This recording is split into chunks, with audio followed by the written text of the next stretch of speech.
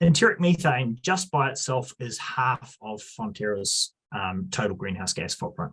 We operate a largely pastoral farming system in New Zealand, and our farmer suppliers in New Zealand. We collect an amount of milk in Australia, which also has a fair proportion of pasture, not an awful lot of manure collection, and as a consequence, the manure emissions in our systems are not that material. So when we start to look at where are our opportunities for getting rid of emissions out of our system, it all comes back to enteric methane. So something that numerous speakers have said before in the course of this. We have a climate that lets us graze cows outdoors all year round.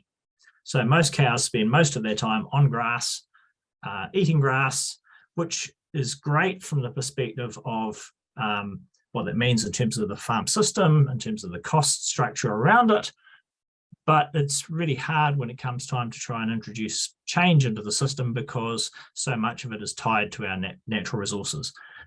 We have a very efficient pastoral system that gives us a low starting base from an emissions perspective. But again, the problem then is the opportunities for improvement are also challenging. The challenge of using feed-based inhibitors, or at least the short-lived ones in grazing systems. If you see your cows twice a day, you have the opportunity to give them an inhibitor twice a day, but if it only lasts for 2 or 3 hours or so post ingestion, then the full extent of the reduction you can get is kind of limited. So that's also a challenge with our systems. And when we're talking with and working with solution providers or people with technology they're developing, we have a focus on what we call our 4 good fors. So again, Sana indicated that some of these, and her talk just immediately preceding this, we express it in this way. There are 4 good fors that are absolutely critical. From an incentivizing adoption perspective, within New Zealand, we have a national target around agricultural emissions reduction. We have a situation where actually half of our national emissions profile is from agriculture, kind of unique for a first world country.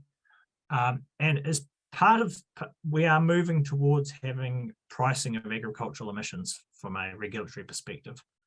So the agricultural sector has worked together with government as part of this partnership known as He Waka Reka Noa.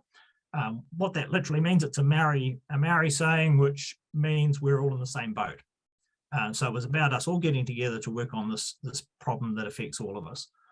And so what that has been doing is developed an approach for pricing emissions that will take effect from 2025. So from that point on, farms will start to have to pay a price for their agricultural emissions, their biological emissions, so a separate price for methane and nitrous oxide, recognizing the difference between those 2 gases.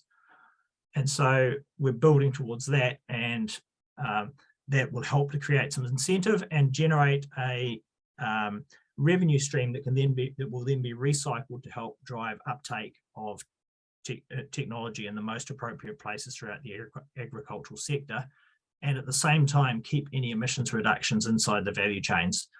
The other piece of the puzzle is that, again, with this strong critical aspect of this for our national emissions profile, is we, along with other rural agricultural participants, have joined with the government to create a joint venture to help drive the validation of these technologies to get them made available to farmers. Because the challenge we have is that we have got a fairly well optimized pastoral system, so opportunities to get incremental gains out of better nutrition, better animal health, that are very small, and it largely comes to our ability to actually introduce new technology into the system to actually get significant change.